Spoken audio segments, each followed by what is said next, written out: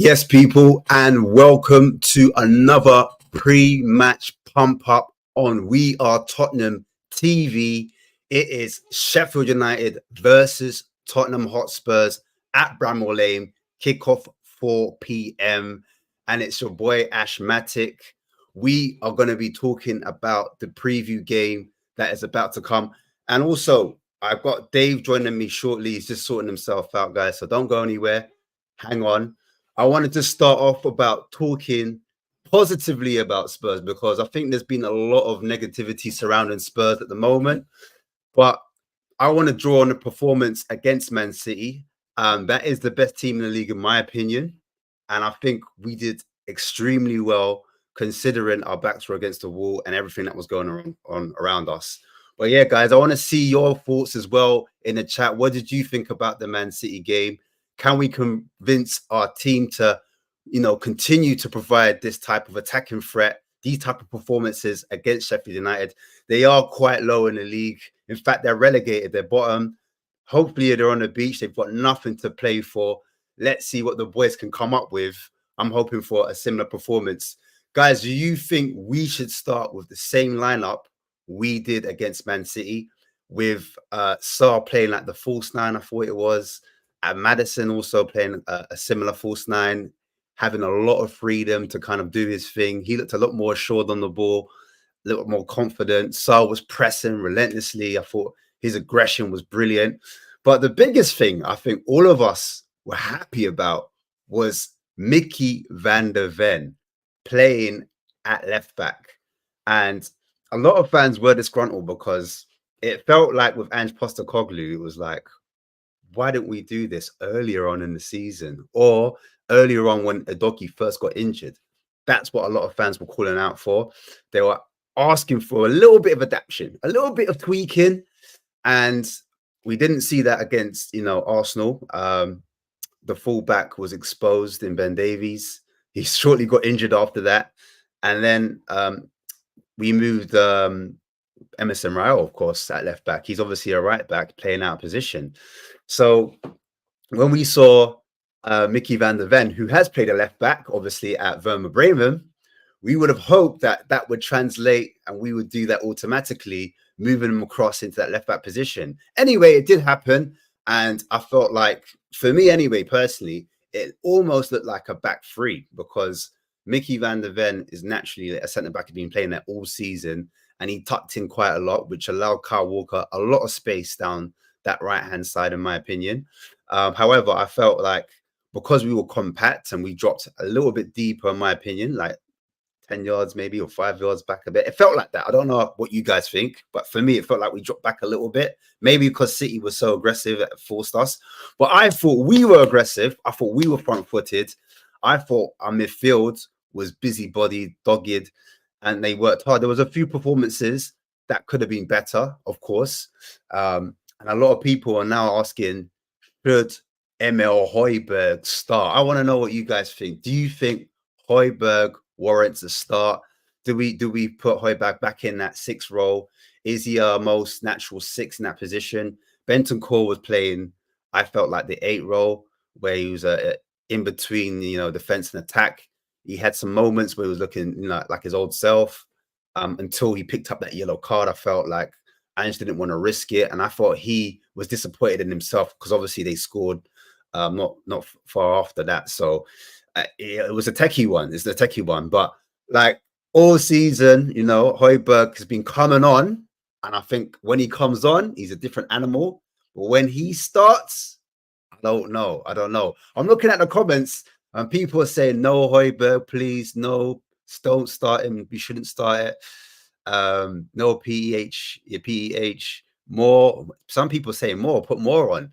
So are we saying that we would prefer to have one of the reserves or one of the youngsters, one of the academies, maybe Reece Hall, like to come in, someone that's a bit more technical with it in that actual position to dominate that midfield? I think that's the massive talking point at the moment. And I wouldn't be mad at seeing a different option in that 6 role. Do you know what I mean? It's the most obvious conversation, Dave. Big up yourself. Thanks for coming on, bro. I thought I'll just start with it and then we can move on. Do you know what I mean? I've got nothing prepared. I'm literally freestyle. So when you want to take over, you can. But yeah, what are your thoughts on pre-match? We're looking at Sheffield United. They should be on the beach, in my opinion. If they're on the beach, that means they might attack more. Yeah. It's their last game, at Bramall Lane in the Premier League, and they normally get a good attendance at their stadium. So I'm expecting almost a full house there. And if they are more front-footed, that means there's more space in behind. Do we revert back to our normal 4-3-3, or do we keep the 4-2-4 shape, which it look like? Or some people say it's a 3-2-3-2. I don't know. But do you think we keep the similar formation that we had at Man City, or do we play 4-3-3, quick transitions? They're playing high on us. They're not going to low block it, and we expose them. What do you reckon? I think personally we'll revert back to the 4-3-3 today. I think this the formation we've seen against City. Was that? I don't think you'll see too much more of it going forward. Go on. No, he just broke up, so I just filled in the gap. Oh, go on. Oh, sorry. Yes, Yeah. my internet's all over the place. That's Ireland for you. But look, I think the Man City tactic was a game-specific tactic, playing the false nine and stuff like that. I do expect them to go back to the normal 4-3-3, get Sonny through the middle, probably Kulusevski out one side, Johnson out the other. But I take your point about Sheffield United. Look, on paper, it should be a walk in the park. They've conceded over 100 goals this season. However, you're going to have players there that are going to want to put their eye in front of other Premier League clubs next season. So some of them, might be put in a performance to play for a move. I also don't think they're going to sit there and bother about being rigid, trying to stifle Tottenham. I think they're just going to go out there, go for it, try and play some football and enjoy the game. And that can be a dangerous opposition sometimes to face. When all the pressure's off them and they have nothing else, just to go out there and sort of play free. So that can be a dangerous opposition. But I do expect us to have more than enough to get over the line. We only need a point tonight to secure Europa League. And I know we found it hard earlier on in the season when we bet them 2-1. We left it late to beat them. But that was a different manager, different tactics and stuff like that. For me, I would expect us to win big today, to be brutally honest. Would you, Ashmatic? Just adding on that point that you made about pressure. A lot of times we associate Tottenham and pressure not really in a safe space. It doesn't really work too well together. Do you think there is a slight pressure on Spurs today and less pressure on Sheffield United? So could that affect the way we play and the way we set up going into this game? Are the players going to be overthinking things at times? What do you think about the whole pressurized situation? Because I think, just to say my 2 pence, against Man City, I felt like, I don't know, like there was less pressure because the stadium was so subdued. It was really quiet. It almost felt like an exhibition match, the way the fans didn't really know how to react, whether to, cheer the boys on or not.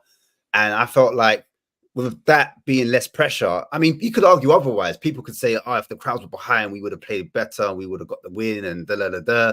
So it looks, you can look at it both ways. But for me, I just felt like there doesn't seem any pressure. And I just feel like Tottenham's look better without this pressure on them. And I don't know. What do you make of that whole pressurized situation? Look, Ash, I always say when the pressure's off Tottenham, they turn up. That's what I always say about them. We can't play under pressure. Conte told us this. Jose told us this to a degree. And look, being brutally honest, you wouldn't be a Spurs fan if you didn't worry about Spurs heading into a pressured environment, because 9 times out of 10, we come out the other side sort of being let down to a large degree in the high pressure environment. So, pressure can do an awful thing. It can, like a lot of, and this is where I think Postecoglou's trying to change it. When he talks a lot about mentality. Also, when he looks at players, he looks at the mentality aspect of it as well. And that's something that will change, because, you can be a fantastic footballer, but you can absolutely crack under pressure, under the big moments, under the big games. It's very easy to do. And at Tottenham Hotspur, we do that an awful lot. So I think, once we make more signings, more of the ilks of like Romero's and stuff like that, I do believe you'll start seeing people maybe enjoy the pressure a lot more, embrace it. Because right now at Tottenham Hotspur, there's such a clamour for trophies. So any new manager or any players that come in, the pressure is even greater on them to go and deliver. And 9 times out of 10, they sort of buckle underneath that, and that does have to change at Tottenham. We need a mentality where you look at Man City players, for instance. You know, they're asked about the pressure in the final run into the season. They're like, this is what we build, this is what we gear ourselves up for. This is what we build ourselves up for. You know, we love being in these sort of pressure environments. So sometimes I get the opinion with Tottenham to a degree that sometimes they don't like being in them. They don't like enjoy them sort of environments. So look, we'll wait and see. Sheffield United will be playing free today. They'll probably give us a bit more of a game than what we're expecting, but we only need a point. They don't score a lot of goals. They concede a lot. We concede a lot. We don't score a lot. So surely, Ash, we can bloody manage a draw out of this. It's all we need. I hope so. And I just want to talk about what do you think is missing from that Spurs starting 11, like moving forward? Because we saw Mickey van der Ven move to the left back position, and obviously Sheffield United, they don't have the quickest of teams. They do have some pace, but it's nothing that would worry you, in my opinion. Yeah. And I think having Dragusin start back there again in that centre back role alongside Romero is going to do nothing but wonders for his confidence, because he does need to get used to the league as soon as possible. And we do need flexibility, in my opinion, in certain positions. And I think when I look at Man City don't have, everyone thinks they have a player for every single position. But in my opinion, they have a player that can play multiple roles in the system, if that makes sense.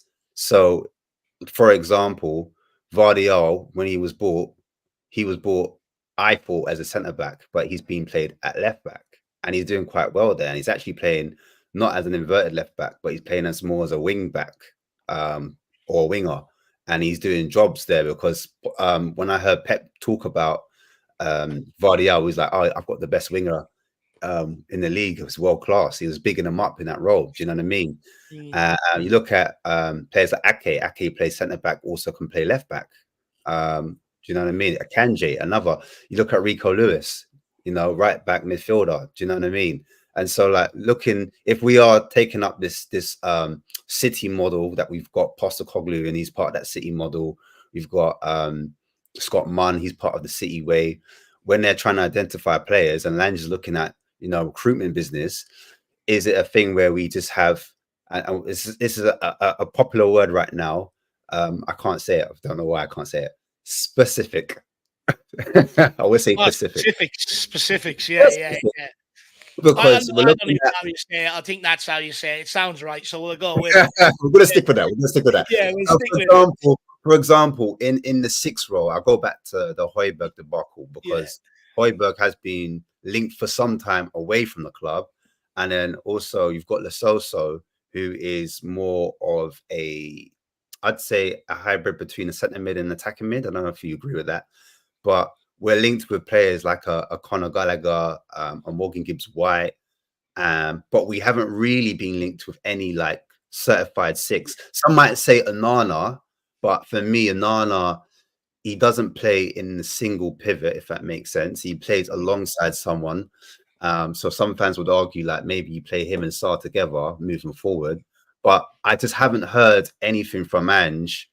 Like, I know the club came out and said, "Oh, earlier in the season, we are going to look to target a 6."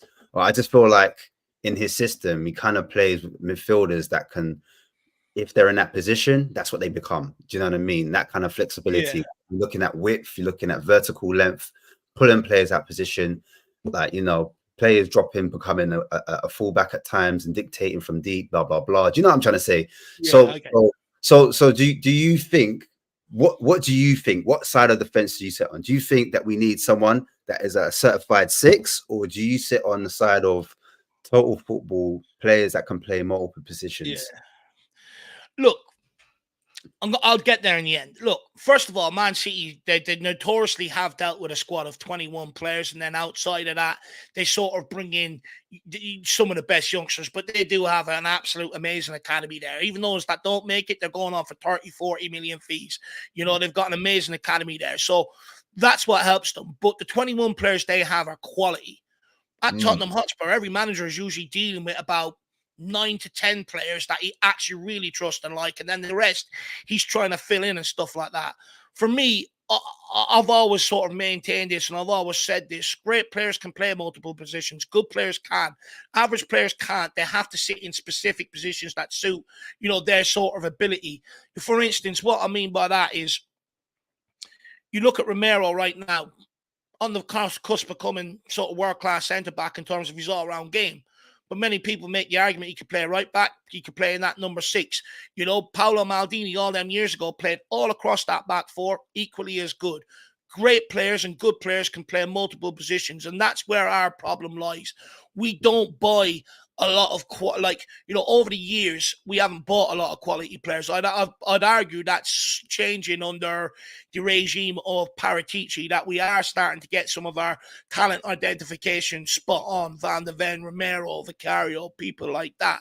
But we need to fill that beyond the first 11, with more players of that ilk. People say it can't be done, but City can do it. So why can't Tottenham Hotspur have that to a degree? Of course we should be able to. And for me, that's where it all comes down to, is the actual quality of the signing, for me. And I think that's all you got to do. You identify the right player with the right skills. For instance, basics: someone who can control a ball, pass a ball regularly under pressure, be able to manipulate a ball, stuff like that. But also, be able to read the game, right positioning, make tackles, a lot of basics. What we see nowadays, and I'd argue, I think a lot of the footballers coming through now are poorer than the generation I grew up watching, to be brutally honest with you. I think football's going backwards in that degree, but great players can play in multiple different positions. It's always been the case. Just to add on to that, I do agree, because a lot of people would argue, no, teams are scoring more goals. It's more physically demanding. The intensity is a lot higher than it was back then. Now we're dealing with elite defenders as well. Both can't be true, in my opinion. Some people say both things can be true, but I just feel like we're now, especially the Premier League, focus on athletes, if that makes sense. So yeah, players that are, energy bunnies, I call them, like put a battery in their pack, Duracell.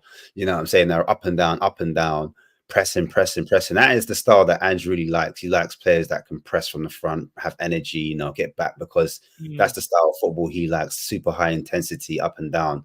Sorry, I could go on forever. Let's talk about keep going on yours. Keep saying I agree. No, but basically I agree. I have always liked players that are technical, and they can, for me, if you've got a footballer, you can teach them to be, you can make them an athlete. Do you know what I mean? Yeah. But it all comes down to another ingredient called mentality. And it's hard to find a player that has the right mentality and has the technical ability and has the athletic attributes that you need to work in a system. You tick all the boxes. And so when we're looking at players, you're right, it can't just be a specificity. I said it wrong again. But you need a player that can, just a good footballer. That's what you need. Good footballers that can play in multiple roles anywhere in the park, like Kane, Yeah. No, 100%. I couldn't agree more with you. And I think, that's where we need to get to. We've had too many players that can't even do the basics, can't trap a ball and pass a ball 10 yards consistently. How do you ever expect them to be able to fill in other positions if you're left short and stuff like that, But what we do is we end up usually expecting the manager to make it work, even though some of the players are nowhere near good enough. And I do think that sort of, this is where we need to be smarter than that now and start giving them any opportunity. Throw our sort of fork in the ground and go, look, these guys aren't good enough. We can't sit here and keep asking them to work with some of these individuals when other managers haven't been able to. We've got to start bringing in the quality players. We'll just go through the lineup quickly, because I know some people out there are getting impatient with us about the lineup, so we'll get on to it. Vicario is in goals. Pedro Porro at right back. Romero Dragson at centre back with Van de Ven at left back. Sarr, Bentancur, Madison in the midfield tree with Kulusevski, Son and Johnson. Austin on the bench. Whiteman, Royale, Skip, Højbjerg, Brian Gill, Messi, Mikey Moore, Dane Scarlett, and Jamie Donnelly, who was not a part of the under-21s, and they did win, by the way. They're now into the final of the Premier League too, so congratulations to them guys. Great performance today, beating Chelsea 2-1 as well. And Donnelly didn't take part in that. As soon as I seen that, I had suspicions he could be in the first team today. A lot of people were saying he was injured in that, but when he got taken off early in the cup final against Fulham, I had my suspicions we might see him in today's game. So Donny is on the bench, and that sort of is why he didn't take part in the under-21s. But Ash, go wherever you want to go with it, my man. Yeah, we've got Sarr as the number 6. So it could be Bentancur, but or it could be just a straight, some people think it might be a 4-2-3-1, which would be interesting, but more time it's a 4-3-3. And I think most people would assume Bentancur is the number 6 and Sarr's the number 8, using his legs to get up and down. But it would be interesting to see if Sarr took up that role as a number 6. Lots of people think he can play that now. He's played a lot of minutes, bless his heart, for a youngster. And I think when he had his dip in form and he wasn't quite at it, I don't think he was expected to play as many games for his first season as a Premiership. But unfortunately, as you said, we didn't have the depth and quality to kind of leave him out of certain lineups. But yeah, having him back in that side will be interesting to see where he plays in that midfield. But yeah, Maddison, for me, he played well against Man City. He's looking like a bit like his old self, but just having that freedom, knowing where the spaces were, where to pick up the ball, the speed of thought as well, and actually delivering his actual passes into feet. He was a lot better, and even receiving the ball under pressure at high speed, because certain times the ball arrived at his feet really quick, but he had to get it under, and then he's really good at dribbling, getting on that half turn on his back foot, dropping the shoulder and getting past the player. And to see him to do it at Man City, that top level, top team, it just shows his quality and his level, because a lot of people were doubting it if he could do it against the bigger teams, against the bigger players. He had lost his form since he got back from Man City, in my opinion. So it was good to see him back to his old self, and I want to see him continue that and finish the season strong. Bentancur equally, I thought, was good as well. A lot of people wasn't sure if he'd be combative after his ACL injury for his knee. He wasn't moving as well in previous games, but I felt like his passion never dies. He's South American. He's got that in his blood. And I just like to see that determination, that ruthlessness in midfield, and that pressing, that energy. I really thought that he brought that into that game. And technically, I look at that midfield and I think that's going to be the engine room. And if they can all play at their best, we will dispatch the Sheffield United team, no problem. Go into that front line real quick. Son's going to be through the middle again. A lot of people don't like him there because they prefer him in the hole. But I have seen in games where Johnson sometimes plays in the 9 and they pull Sonny out wide. So if things aren't going well in a game, sometimes I might expect to see that happen where Johnson goes in the middle.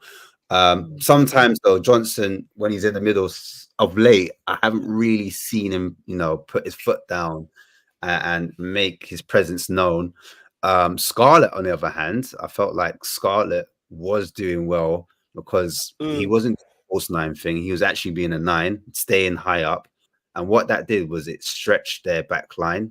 So it actually forced back to think about what's he going to do, which gave more freedom to the 8s, to the midfielders, to kind of run into those spaces. And what I want to see in this game, for me, in that midfield, and some of the attackers, I do want to see more underlapping runs from the midfielders, because the whole point of inverting the fullbacks is that they underlap and they provide extra bodies into that box.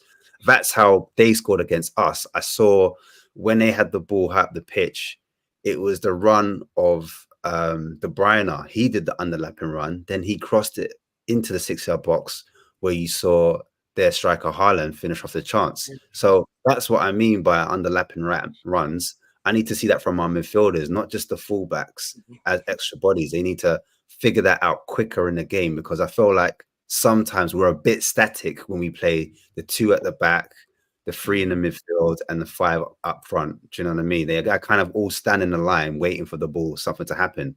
We need players to run in from deep, and that's how it's harder to pick those players up. Crosses as well from diagonal over the edge of the box, like Liverpool were doing against us.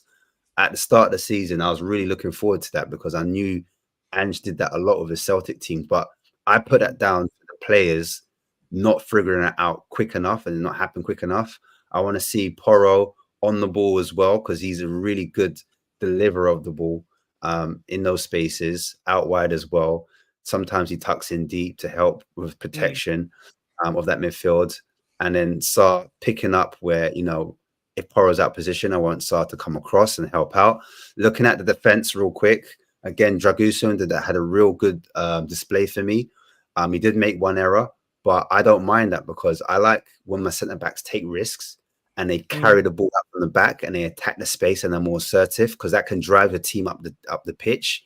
And that's what starts like a mini counter attack or quick transition when the centre back's more, direct, in my opinion.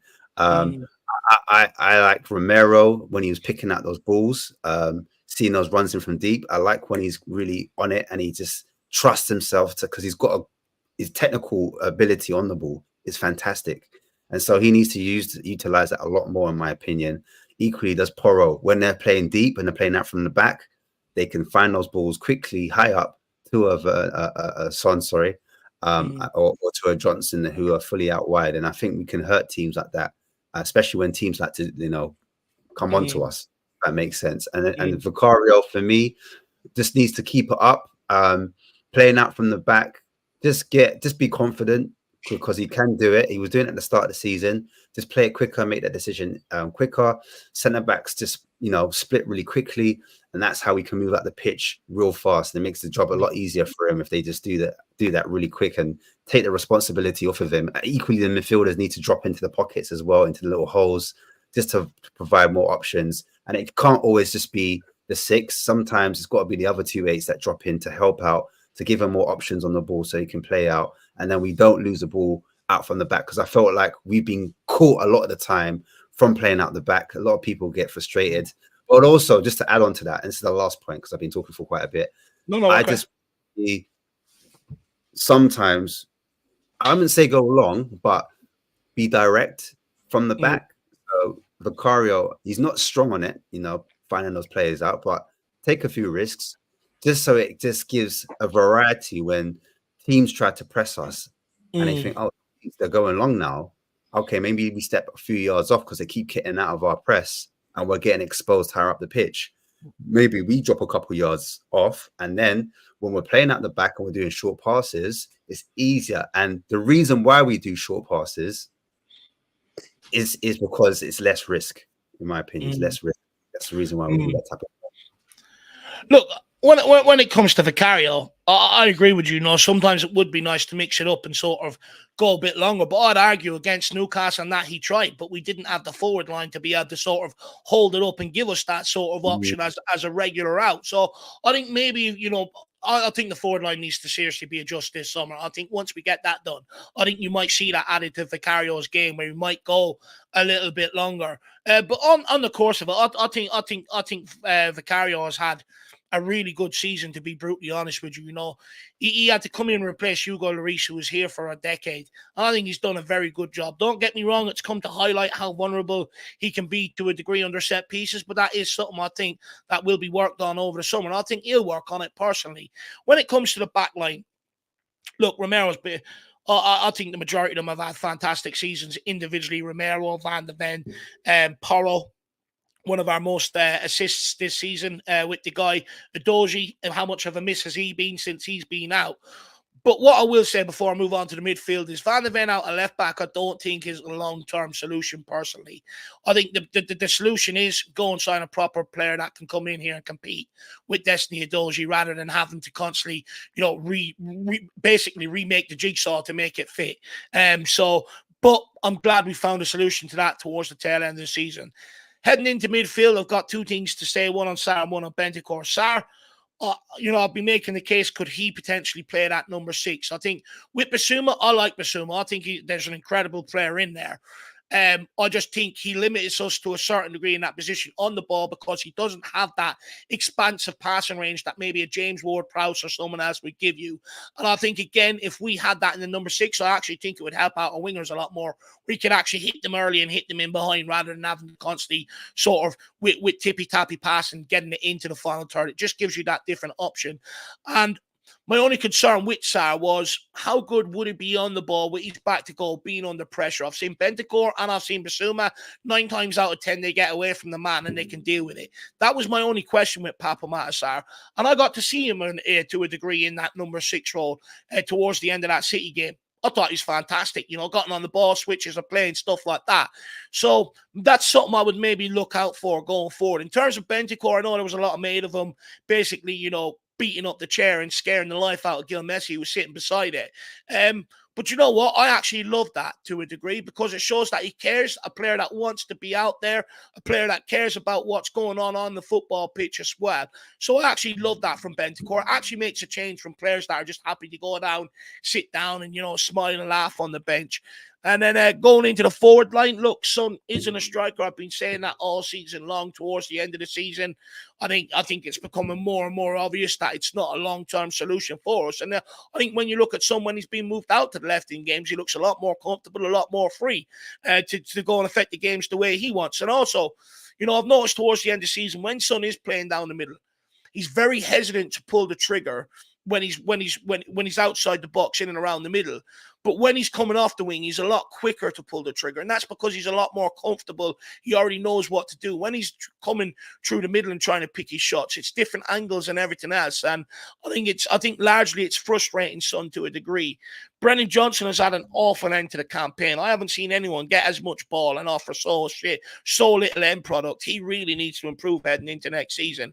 But look, this lineup should be enough for us to get over the line today, and then we'll get into the summer where we can readjust the squad and stuff like that. Now, one thing I will say, Ash, it'll be very interesting to see what we do off the bench today. Do we go and give some players that it could be their maybe last minutes and throw a bit of sentiment towards them? Or do we actually go, no, we're talking about the future so much. We bring on Donnelly, we bring on Mikey Moore, we give them reasonable minutes and something that we can sort of, with an eye towards next season rather than being sentimental. What would you do off the bench today, Ash? It depends on the scoreline. It depends on the scoreline. I mean, ideally, you would it makes sense to, and logical for me, is to look to the future. If players are no longer going to be here, then what's the point of, paying them for sentiments, because it doesn't help you like long term. But it all depends on how the manager views the actual game in game at the moment, and that could come down to whether he trusts the youth like in tight moments. So for example, if we're 1-0 down in a game, or we're hanging on to a 1-0 lead, and they've got a few chances and it's like, I don't know, 30 to 20 minutes left, and he can see something's not quite right, it's not working, or someone's looking leggy, or someone's picked up a knock, or do you know what I mean, something just needs to change.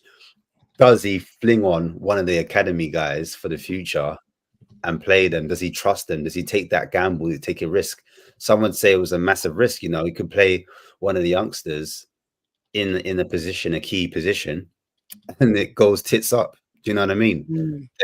It's like a double whammy, because not only do you fall out of that 5th position and you potentially finish 7th, which would be damaging for you as a manager, considering how high up you were at the start of the season, that people would look at that as a capitulation, and that would kind of tarnish all the hard work he's done. Do you know what I mean? And then also for the youth player as well, how would that affect them psychologically? Do you know what I mean? Now, I'm not expecting fans to start jumping on him, but then indirectly, if they're having a go at the manager, that player will feel some type of way. They'll feel some type of responsibility going into it. Do you know what I mean? And so you would hate to affect their development as a youngster coming into it. I personally, I wouldn't be mad if the youngsters got played. Do you know what I mean? I think they're full of they're not full of fear. They'll be playing, with the shackles off. It'll be their point. They would have their chance to prove their point to the manager that they are ready, and you'd see a lot more energy. And I think you need a lot more time as well to have a proper look at these players at this level. Can they handle it? Are they experienced enough? Not experienced enough, but do they have the right mentality in those moments? Like, do they crash under pressure? Do they crackle, or do they rise up? Do you know what I mean? So I would do 50-50 if like I'd do an older with a younger. Do you know what I mean? Scarlett would be one of the first players I bring on. You know, I'll bring him on. Whoever's up front, if it's Son up front, I'll move him out wide to the left and put Scarlett up top, and give him a proper like 30 to 35 minutes run out and see what he can do, and see if he got the minerals to be here long term, or if he needs another loan, etc. Do you know what I mean? So me personally, looking forward, I would keep him around. I wouldn't loan him out. I would try to integrate him a lot more, because we've got Europa. Well, I'm assuming we win the game, we'll have Europa. We've got some type of Europe. So I've been looking to use him in Europe and cup games, etc. And similar with Donnelly, because he's playing really well at the academy level. It's looking like it's too easy. I've been watching a few things, and they're saying academy level and men's football, the jump up is enormous. And so I would like to see him in men's football, regardless of what happens next season, whether he's in championship, abroad, or in a Tottenham Hotspur t-shirt. I want to see him literally in men's football, you know, contributing, seeing what he's got, what he's about, what he is like a player, when he's getting tugged out. When managers go like, stick two on this guy, I want to see what he's about. I want to see him step up and show his worth. But yeah, looking at the actual bench, it just shows how weak we are, because our, for me, doesn't look that pleasing. If I'm looking at who can we bring to change the game, there's not many players there, if I'm being totally honest. So the players that were linked to leave the club, Højbjerg and the I mentioned before, if we're linked to Conor Gallagher, it's sure we'll get him, but we're linked to him. And we're also to Morgan Gibbs-White, MGW. Who at the two, if you had to pick one, do you think would suit Spurs the most? Or who would you take? Sorry. Look, I can understand why Postecoglou wants Conor Gallagher. I think he provides a lot of energy around the midfield, box to box, can do all sorts of sides of the game, pass the ball, score you a few goals, turn the ball over. I think I can understand why Postecoglou will want Conor Gallagher here. But for me, I think we've got players like that, and Papa Matasar and stuff like that. For me, I think where we're really missing is that sort of Janisse Qua going forward, you know. And I would, on that basis, I would actually prefer to bring in Morgan Gibbs-White here. I think he's an absolute fantastic player. When it comes to Maddison, you know, people go, oh, but Maddison's dropping deep to get on the ball. That's why he's not affecting the games. Don't buy it. I see Morgan Gibbs-White dropping deep on the ball for Nottingham Forest, getting on the ball and driving his club forward, really taking ownership of the situation rather than crumble and pass on the responsibility. And this is a guy that I watched under when we were under Jose Mourinho. He played against us under Nuno, and he played everybody off the pitch. He was head and shoulders above everybody else that day, you know. And I'm quite surprised that he finds himself at Forest and not actually at a lot of a bigger club, to be brutally honest with you, higher up the pyramid. And for me, I would absolutely love Morgan Gibbs-White. I just love what he's about. I love when he gets the ball. He's not happy just pass it on. He genuinely wants to get on the ball, run at people, and make things happen. He wants to make headlines. He wants people to speak about him in a certain light in terms of, you know, how good he is as a footballer and stuff like that. And he demonstrates that through a lot of his actions on the pitch. And for me, he's the guy that I would really be going for. I really, really like Morgan Gibbs-White. Just quickly, I do want to say, off the bench today, I do want to see Donnelly and Moore rather than being sentimental. I think sentiment is probably a large reason why the squad is in a mess it's in, because we keep players here, you know, out of sentiment reasons rather than some of the performances they put on the football pitch. Regardless of the situation today, win, lose, or whatever, I want Donnelly and I want Mikey Moore off the bench. You know, Donnelly, for me, I've been saying this and I've been giving this kid's name around all season long. He's the future of this football club. Some of the stuff I've seen this guy do, his goal against Man United recently, Eric Cantona-esque. His goal against Liverpool, David Beckham-esque. You're talking about emulating some of the greatest goals in the game that have been scored in the English football at under 21 level. You know, I get that there's a massive step up between academy and senior team. But a lot of the time is if you've got the talent, eventually you'll adapt. And this kid has the bloody talent. And for me, I'm glad to see him getting these flowers, you know, the recognition that he deserves come the end of the season. And I want this guy to get meaningful minutes today. He is the future of this football club. We've got some talented youngsters. And for me, Donny is head and shoulders above it. You're talking about a leader, a guy that's relentless out of possession and relentless in possession. I want to see him get minutes. I agree, man. Just to move on to that front line, because the chat's really going for it now. And we have been linked with Werner again today, talking about June. I think it's middle of June. I think they'll be able to 16th. activate. is the 16th. Yeah, so you'll be able to activate his clause where he's got that buyout clause. We can activate it. But yeah, assuming that the club decide not to go for it, and you said you mentioned already that Johnson's tailed off. He's had a massive drop off. You talked about Kulusevski as well in that position. Sometimes he takes too long. He dwindles on the ball, kind of frustrates Son in that position. Son in a 9, he's not physically imposing himself. But who would you like to see, or what type of player would you like to see moving forward? Would you prefer to focus on the striker option, or would you prefer to focus on the winger option? Being brutally honest, Ash, I think we need both. To be brutally honest with you, and the reason why I say that is, we need the striker we go for. To a degree, it's probably gonna be between 20 and 25. But for me, I think I'd warn. I think you've got to really go after that position with a bit of quality. I think it's one of them positions that really make a difference, and you're not going to get away with bringing in a young guy and training him up over the course of a season. You're just not going to get away with that as up front. So for me, you do need to bring in a proven sort of striker here. Once you have that, do you keep Richarlison, or do you give one of the other youngsters around the club a chance to maybe fill that second striker spot in the squad? But for me, okay, we've scored the similar amount of goals as we did last season under Conte. Many people are maybe taking that as oh, look, we're getting by all right without Harry Kane. You have Harry Kane. We're talking about a completely different season this season, Ash. We're not sitting here talking about just qualifying for Europa League. We're talking about here either, cementing our place in the Champions League or just falling off the title race over the last couple of weeks. We're having complete different conversations moving forward. So for me, you have to have a proper striker in here as well with a winger. I get a lot of this about giving someone like Brennan Johnson's patience. He's 22 years of age. But look at how Adoji's adapted. Look at how Van der Ven's adapted in and around similar ages. So I don't take that as sort of, I'll give Johnson time and stuff like that. For me, you've either got it or you don't, especially mentality-wise. And I just think, I think Brennan Johnson needs to become a bit of a killer in his mentality if he's really going to take that next step and really improve the way we want him to. For me, what I like, Ash, is a player that, can operate in tight spaces. Given space, he absolutely kills you. Someone that's a genuine killer. A player I really like, Elise at Crystal Palace. I've seen this guy cross the ball with the outside of his foot, the inside of his foot, take players on, takes free kicks, scores goals. Someone like him, he gets me out my seat. Eze gets me out my seat. Morgan Gibbs-White gets me out my seat. This season, Werner.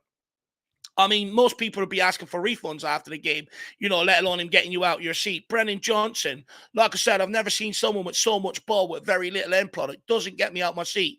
It's got to the point when he gets the ball, I expect him to do nothing with it. And look, to a degree, well, actually, no, not to a degree. Son has carried that forward line on his own. He's had to fill in out wide and up front, and he's done the best possible job he can do doing that. But that's not sustainable going forward. You have to bring the right pieces to the puzzle. Some people make the argument Son's finished. Son's not finished. He's just missing that link-up ship. Someone else that understands his game, the way him and Harry Kane had it. That's what Son's missing. Right now, he's basically trying to pull everybody through a sea of shit, and all it is just continuously coming at and pushing them back, making no progress whatsoever.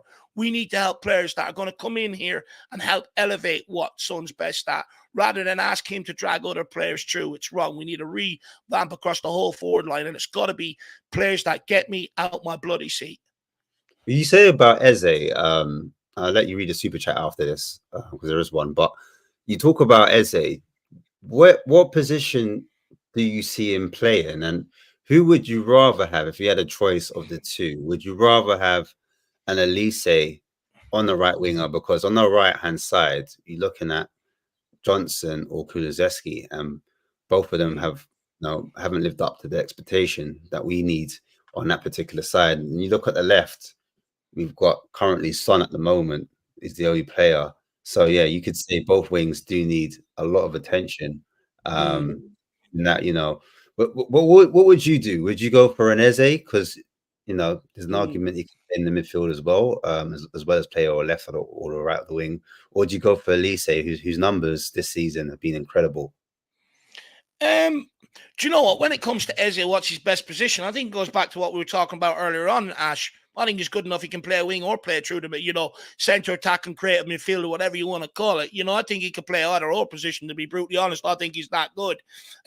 For me, ideally, what I'd like to do is sort of little man Crystal Palace. There's 120 million. Shut up. Give me your two players. And I think it will completely sort of revamp our forward line to a degree. And then all of a sudden, you're just in a position where you just need to go and sign a striker. That's personally what I would do, but it's never going to happen. We ain't going to do it. I do believe, if I'm correct, Elise has a 50 million buyout clause this summer. I'm not sure how true that is, but if that is, and we're not one of the names trying to trigger that, there's something wrong. Yeah, I agree, man. Also, up front, I didn't hear you mention who you'd want as a striker.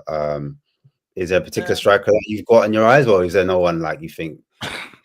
I would love Ivan Toney. I think he's got a lot of similar attributes to what Harry Kane brought us. People go, he's like for Harry Kane. No, they're individuals, they're different. But he brings you a lot of what Harry Kane brings you. Can hold up a ball, can challenge in the air, can play with his feet, can spray passes around, takes free kicks, takes penalties, and scores all types of goals. Outside the box, inside the box, with his head, it doesn't matter.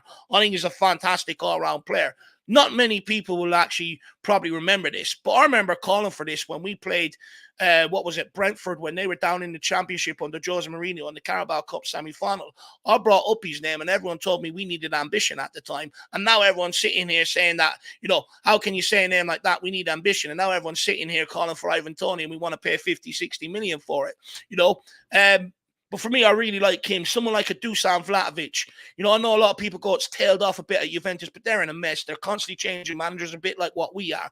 But Dusan Vlahovic, for me, has got all the attributes. So they'd be the two that I'd really love Tottenham to be in the market for, Ash. Yeah, I mean, I agree. I do agree about the Tony talk in terms of link up play, and he can be a focal point. His physicality.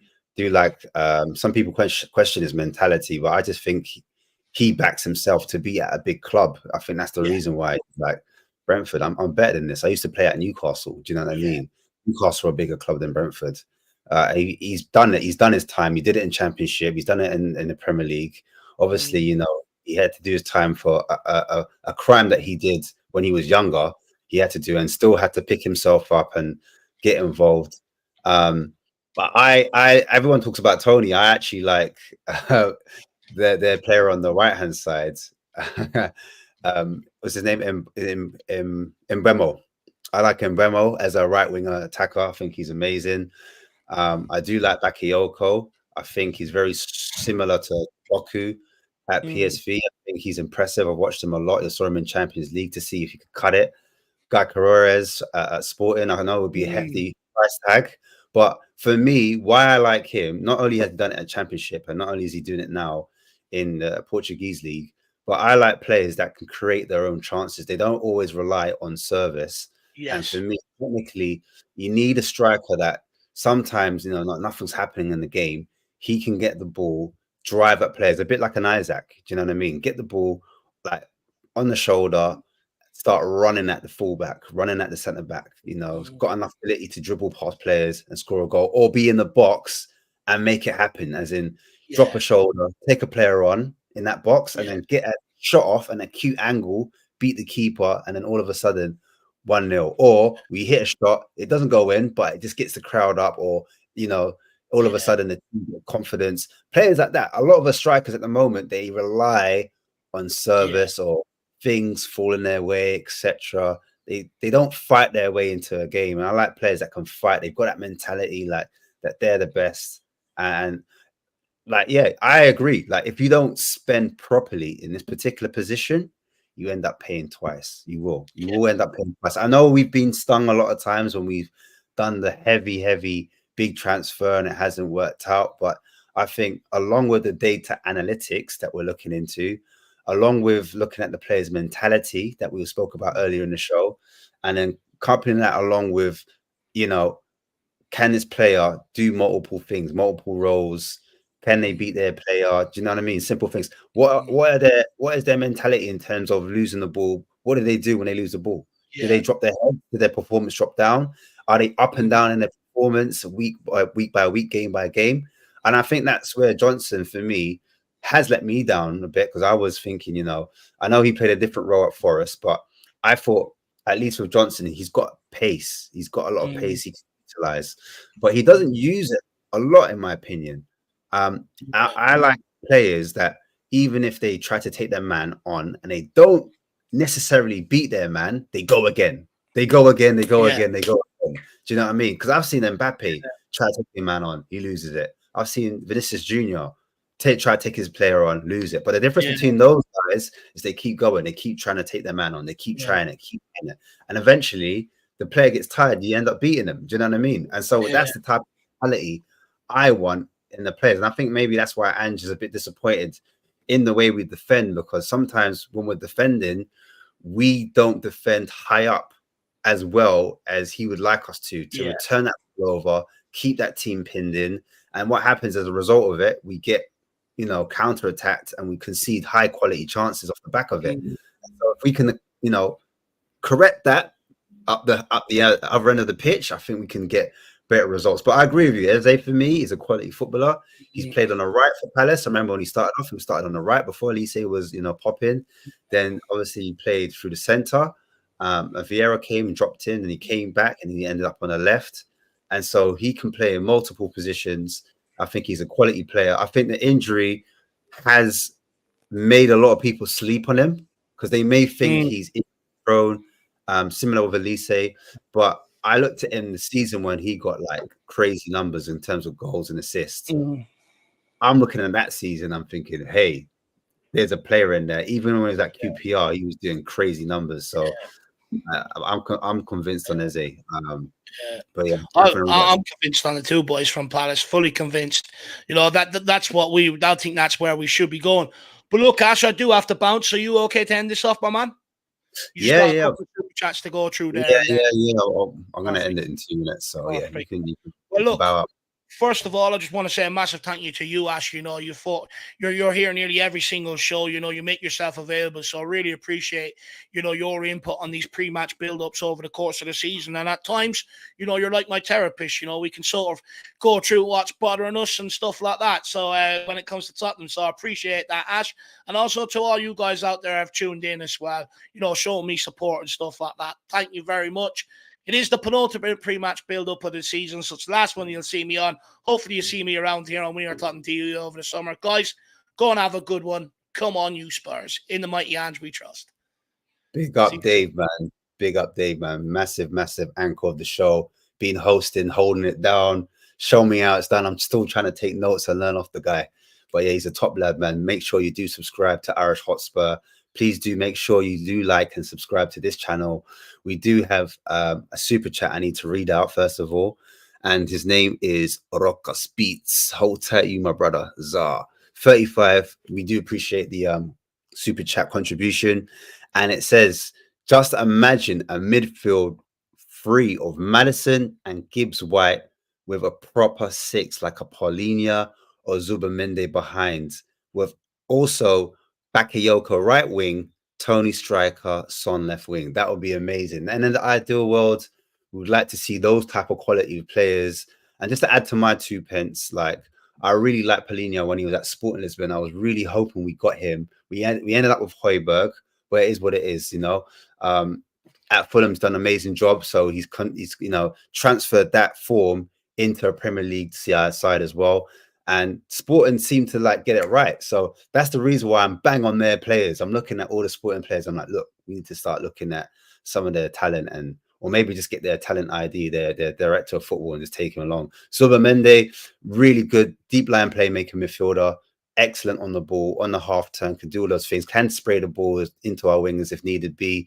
I think he'd be a great addition to our team. But my only worry with him is, the Spanish are quite, small. The physicality, his aerial presence, I'm not too sure about with Zubamende. Can he win those headers, especially for corners, etc.? Does he have that physical appearance? Does he have that physicality you need in the Premier League? I'm not too sure.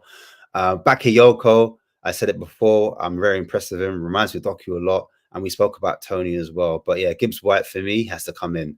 I really like that player. He's a technical good player. So big up yourself with the super chat. Also, there's another super chat you brought in as well, and you said Scarlett, Yago, and Donnelly next season, their season. Hopefully, like, and sees the quality in our youth and our academy. And he did a lot with Celtics Academy in their youth, and he's known to play a lot of youngsters. I go back to Mourinho when he was bleeding in Tanganga, and also Conte when he started putting in players like Skip, etc. I know Mourinho did that as well, future captains. So these players, these managers do bring in the youth. They do actually bring them in. I know they were criticized for not playing the youth at first, but for where we want to go and for what the academy is, I do understand the pressures of both sides. Like and just going for a league next season, whether we agree or not. Some people say it's too soon, or maybe keep that opinion to yourself internally, because some people feel uncomfortable about saying that because it makes you sound a little bit delusional. I don't know. I don't mind it. I'm here for it. If we're trying to push forward, I'm here to go onwards and upwards. But yeah, big up. And I do appreciate your super chat. Also, we do have a new member as well, real quickly. His name is Side Dancer 83. Big yourself up each and every time. Big up to the chat, man. You've made this show what it is today. Real quick before I end the show, I just want to get everyone's comments in about predicted scoreline. I'll say my one real quick. I'm hoping for possibly a clean sheet, man. I'm looking for a clean sheet. I'm looking for like a 3-0. I want us to end the season really well, really strong. And I want a good morale going into the next season. I think it's important for the fans and for the team and for the club that we go in on a high. I know it's an opposition that we expect to win. You know, we expect to do damage against these type of teams, but I expect a 3-0. I'm hoping for a 3-0. I won't say expect. I'm hoping for a 3-0 win. But yeah, big yourselves up each and every time in comments. I've got a few comments in here right now. I've got a 3-1. I'm just going to bring up some of those chats from Jabbar. Big yourself up. We've got Caleb saying 3-1 as well. People think we're going to concede. Actually, do rate our centre backs. You know, looking at Dragusin, the heights helped us. I think set pieces. I think we look a lot more assured. I think some work's been done. We've got another 5-0 in here. Actually, 5-0 from Ador Estefrases. We've got Ruti 2. He's saying 4-1. Sheffield will score first. LOL. That will make it really interesting, right? We've also got Matty as well, 2-1, 3-0 as well, 0-0 from ZX, and we've got a few others. Too many chats in there, too many predictions for me to get through them all because Ben and Sim are in the studio. It is the final watch along. Guys, don't go anywhere. Don't go anywhere because we do have them in the studio. They're going to take us through. I'll be watching their show as well in the background. But yeah, guys, please make sure you do like and subscribe to the boys. They're doing amazing jobs here each and every time, man. And I'm going to end it on that note, man. But hopefully, guys, big up yourselves in the chat once again, man. I see you guys. I know I haven't shouted out everyone in the chat, but thanks for being here this season. It's been a pleasure. And for all the guests that have come on and helped us and helped Ben and Sim with this We Are Tottenham TV. But guys, man, yeah, big yourself up each and every time. Love for the love. And as always, come on, you Spurs.